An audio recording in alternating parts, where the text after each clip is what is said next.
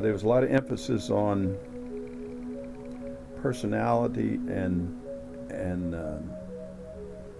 temperament, which is still an issue to this day of people in that mission, because what happens if you don't have the right guy doing it, he gets a big head, he flies air to air every day, gets very good at it if you do that every day, and you're pretty good to begin with.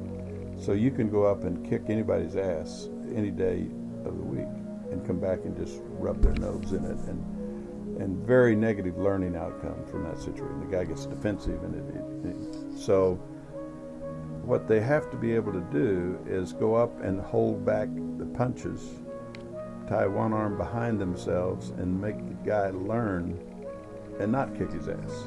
And so it's a real challenge because people want to win, and it takes a very special kind of person to be able to tolerate that and to apply that to that training environment. So throughout the history, early history especially, we had a model is be humble, you cool fucker, because you had to be humble. You had to, otherwise you would have negative learning. And we were very much worried about the program, that it would survive. If we were a bunch of cocky guys striking sparks with our heels and pissing everybody off, then I don't think the program would have lasted.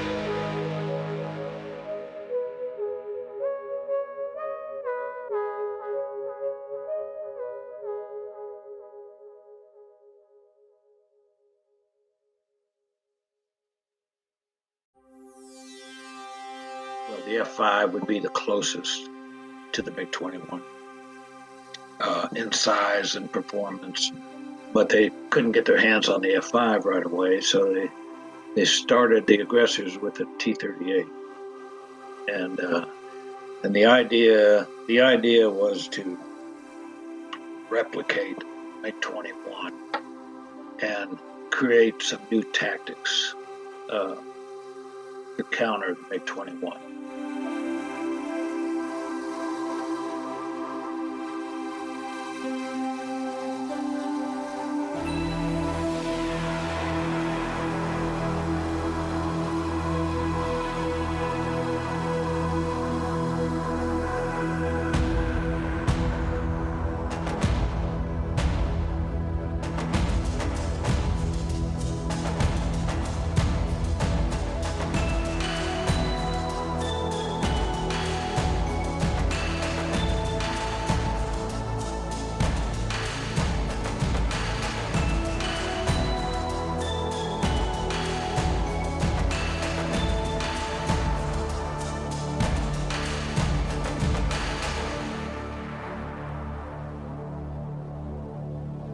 I was just a young captain at the time, coming out of F4s.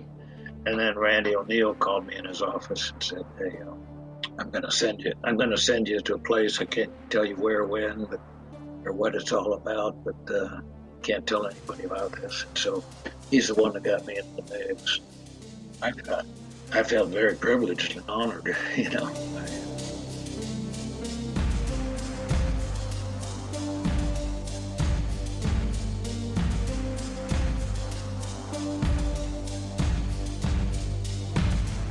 We had verification or validation sessions in front of the squadron where we had to give our briefing. I remember talking about the MiG-17, talked about the MiG-21, MiG-23, and when the briefing was all over, Roger, gee, well, how does the brakes work in that MiG-17? And I said, well, they're kind of air brakes. And he said, well, what happened? I didn't know. And he said, I think you need to study. I think it took me 3 briefings before he said, okay, you're good to go.